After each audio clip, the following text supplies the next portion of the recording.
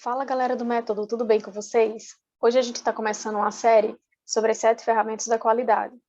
Você já parou para pensar, já se perguntou se seu time de fera, sua seleção, está capacitada e conhece todas as regras do jogo? Será que seu time conhece todas as possibilidades, todas as jogadas possíveis, os lances possíveis da partida? Bora lá, bora falar sobre isso hoje.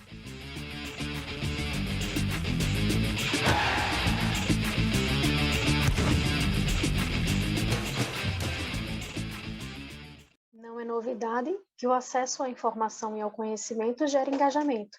A gente sabe que quanto mais informações o time tiver sobre o nosso propósito, nossos objetivos, as metas, o porquê que as coisas precisam ser feitas, mais fácil, mais rápido, a gente vai conseguir chegar no resultado, maior a chance de sucesso.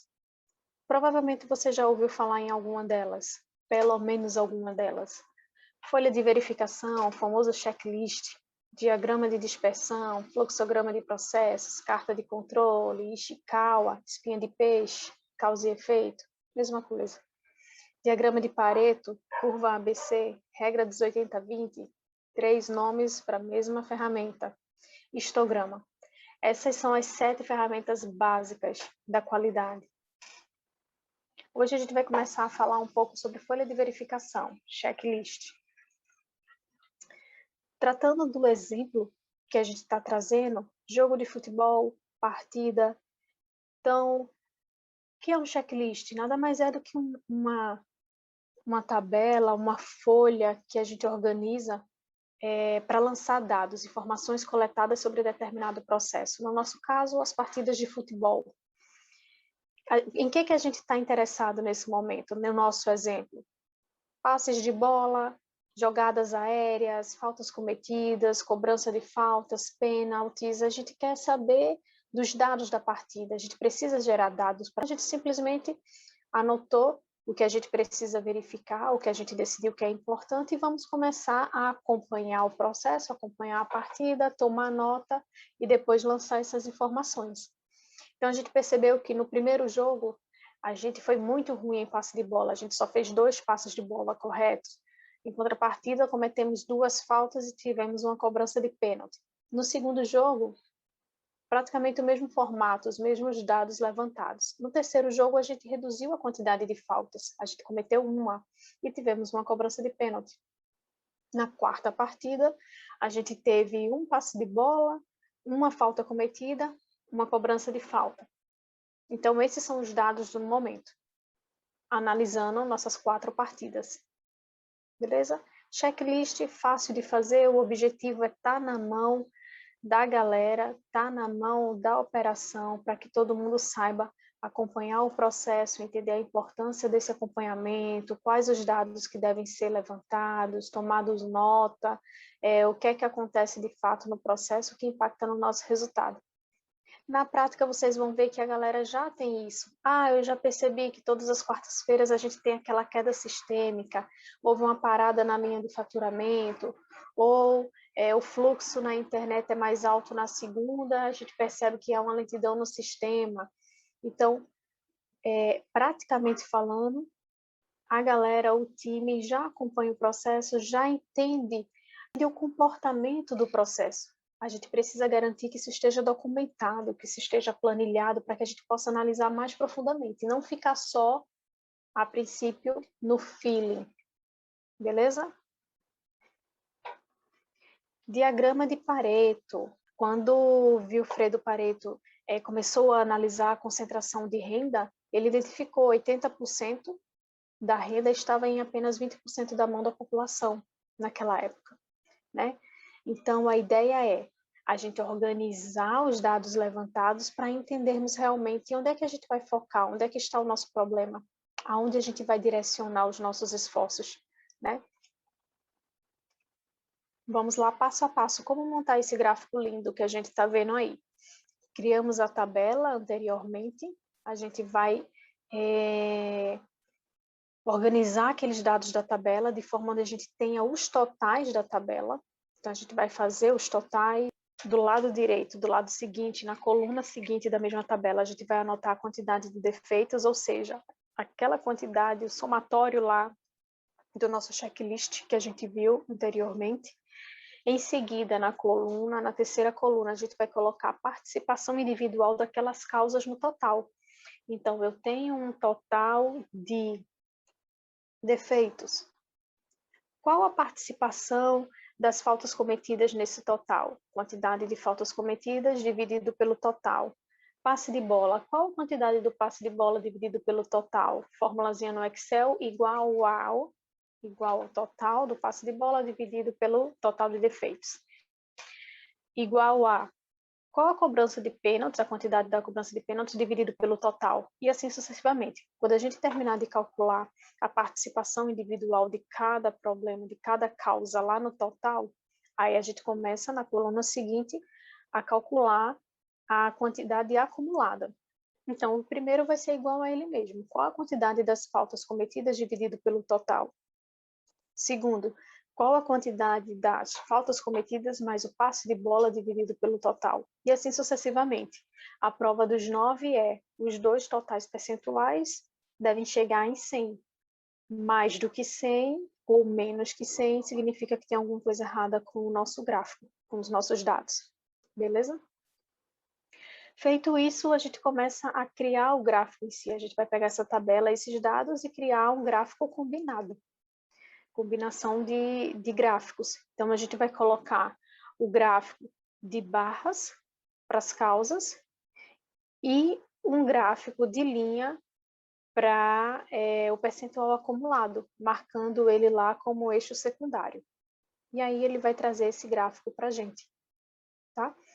Que significa que 80% das nossas oportunidades na partida, nos jogos, nos últimos 4 jogos, que é o que a gente está olhando, se concentram em 2 causas ali, ou 2 erros, 2 não conformidades. São as faltas cometidas e o erro no passe de bola. A gente consegue ver aqui visualmente. Tá vendo? São as 2 barras maiores. Beleza? Feito isso, identificamos que estamos com oportunidade nas faltas cometidas e no passe de bola. Qual o próximo passo? Qual a próxima ferramenta que a gente pode trabalhar para começar a analisar o desempenho da nossa equipe, do nosso time?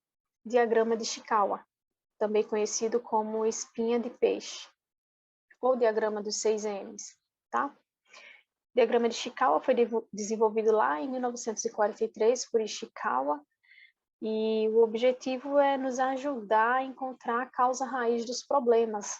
Deixa eu mostrar aqui para vocês, deixa eu passar no material. Aqui. Então, eu trouxe aqui esse exemplo, montei esse exemplo aí para vocês, para a gente tentar entender qual o motivo, por que acontece tantas, por que a gente tem tantas causas cometidas. Tá? Então, buscando a causa raiz desses problemas, a gente consegue organizar isso aqui de uma forma gráfica, tá? De uma forma visual, de forma bem gráfica. Ishikawa traz isso para a gente, também chamado de diagrama de causa e efeito, onde a gente consegue relacionar qual a causa que ocorre em determinado processo e qual o efeito dessa causa. Tá? Então, normalmente a gente começa desenhando essa linha horizontal, e criando as linhas em paralelo, que é para justamente dar esse efeito de espinha, parece um peixe, tá? Então, a gente organiza de acordo com os 6 M's propostos: mão de obra, meio ambiente, material, medição, máquinas e método. Algumas empresas também substituem o M por P, então colocam lá pessoas, produto, processo, que seria o método, e por aí vai. Tá? Esses M's é o que tem de original na ferramenta e de mais tradicional, mas vocês podem adaptar para a realidade de vocês. O ideal é que o método e a ferramenta sirva a gente no nosso trabalho, nas nossas análises, mas a gente não precisa estar ali sendo caxias em 100% do que a ferramenta original propõe. Tá? O ideal é que a gente possa, sim, adaptar a nossa realidade, desde que o princípio da ferramenta seja atendido, que é relacionar causas a efeitos e nos direcionar à causa raiz. Beleza? na ponta ali, que seria a cabeça do peixe, a gente coloca o problema que a gente está tratando. Então, especificamente, essa espinha aqui é para falar sobre faltas cometidas. Tá? Então, qual a relação que a gente tem nesse exemplo, né? Para times de futebol, no exemplo da nossa seleção. Antes de preencher essa espinha de peixe, o ideal é que a gente faça um brainstorm com todos os envolvidos no processo. Então, bora lá pegar técnico, treinador, jogadores, reserva ou não, todo mundo, e bora fazer um brainstorm e começar a pensar, galera, o que é que pode estar elevando o nosso índice de faltas cometidas? Por que a gente gera tanta falta durante a partida? Beleza? Então, a galera vai fazer lá o brainstorm e tal, vai começar a falar e a gente vai organizar dentro dessas 6 categorias aqui. Eu trouxe o tradicional para vocês. Anne, o que é que eu posso colocar em mão de obra? Tudo que está relacionado às pessoas, diretamente, mão de obra, independente da hierarquia, tá? Porque às vezes a gente vai usar espinha de peixe e acha que não, vou botar ali só o que está relacionado ao operador, não vou botar o que está relacionado à gestão. Não, é todo mundo, são pessoas, todo mundo tem influência direta no processo. Tá? Meio ambiente, o que é que eu posso colocar ali em meio ambiente? Então, meio ambiente normalmente é tudo que ou é externo à organização ou que se refere ao ambiente interno no sentido de layout, que pode gerar ali, está envolvido em alguns casos com ergonomia, né? Se falando de ambiente externo, clima mesmo, né? Uma greve de veículos, greve de motoristas, na verdade, né? Não dos veículos, mas do motorista. Material, então seria a qualidade da matéria-prima, qualidade dos insumos, qualidade de tudo que é utilizado naquele processo. Medição é a forma de se medir aquele processo, então será que a métrica do indicador está correta, né? Máquinas, os equipamentos utilizados naquele processo e método, a forma de executar o processo. Então, será que o procedimento padrão definido hoje é o melhor? Será que o método, a forma como a gente realiza hoje é a melhor? Será que o nosso esquema tático ali as jogadas estão sendo bem executadas? Ou será que essas jogadas elas foram realmente bem definidas para aquele momento, para aquele jogo, para aquele clima, para aquela região, né? A gente sabe que de repente algumas jogadas elas são melhores executadas em um ambiente frio ou em um ambiente com uma temperatura legal, com um clima mais úmido e não com um clima seco, né? Tudo isso por causa do impacto do clima no desempenho do time. Então é isso, beleza? Feito isso, entendido o que é que a gente pode colocar onde é que a gente pode alocar, e feito o brainstorming, a gente começa a preencher a espinha de peixe. E aqui a gente viu que,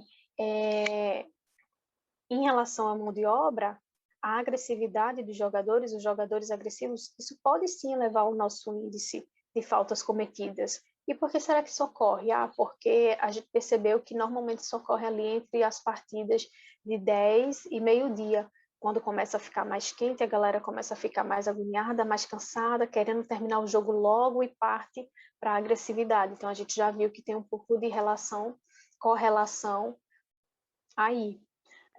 Meio ambiente, chuvas durante as partidas, isso pode gerar um pouco de falta, de repente o pessoal começa a escorregar mais, ou errou na bola, chutou na canela do outro, ou entrou de carrinho ali, não era essa a ideia, mas a grama estava escorregadia, poça de lama, tal, enfim, são possibilidades que colocaram no brainstorm, a gente está organizando. Material, pode ser a qualidade da grama, pode ser a qualidade das chuteiras, né, que de repente está fazendo o pessoal escorregar ou não, mas foi cogitado também. Medição dos jogos, a gente observou que os jogos com prorrogação eles são mais propensos a aumentar o índice de faltas. Máquinas, né? Então a gente percebeu que os jogos que possuem lá o VAR, que é o árbitro de vídeo, a gente tem mais evidências de faltas cometidas. Não necessariamente significa que teve mais falta, mas que o árbitro, o sistema, ele pega mais, então evidencia mais para a gente. Métodos. De repente, a própria jogada agressiva, né? É uma jogada que é arriscada, tal, nem todo mundo sabe fazer e no final de contas gera falta. Então, a gente trouxe aí 3 ferramentas a princípio, né, das 7 que a gente vai ver ao longo dessa jornada, que a gente pode aplicar no nosso dia a dia, que são simples, o entendimento é muito simples e que é interessante que o time conheça, que o time saiba como aplicar. Não significa que o seu operador, o seu jogador, ele vai deixar de estar ali operando, de fazendo a atividade fim dele e do processo. Mas é interessante que ao menos eles conheçam a ferramenta, que eles tenham esse raciocínio para que, quando as anomalias acontecerem no processo, eles saibam identificar e esquematizar. Já percebi que tal anomalia ocorre frequentemente em tal horário, frequentemente em tal dia da semana. Essa ocorrência, essa anomalia, normalmente ela gera esse efeito, está relacionado à mão de obra ou não. Então, é interessante desenvolver esse senso, né? E se Kaoru Ishikawa já propunha isso para a gente lá atrás, na década de 50, 60, então por que não fazer hoje, né? Por que não levar a informação ao time, né? Uma forma de fazer isso também é através de círculos de controle de qualidade, né? Os CCQs. Então, envolver o time nos CCQs, apresentar as ferramentas para que eles possam buscar melhoria para o processo também. É isso aí, galera. Espero que vocês tenham curtido o conteúdo. Se não se inscreveu no canal ainda, se inscreve, deixa um like, compartilha, comenta aí embaixo. Você tem alguma experiência na sua empresa relacionada a círculos de controle de qualidade, as ferramentas da qualidade? Gostou do exemplo que a gente deu? Qual o seu time do coração? Coloca aí e até a próxima.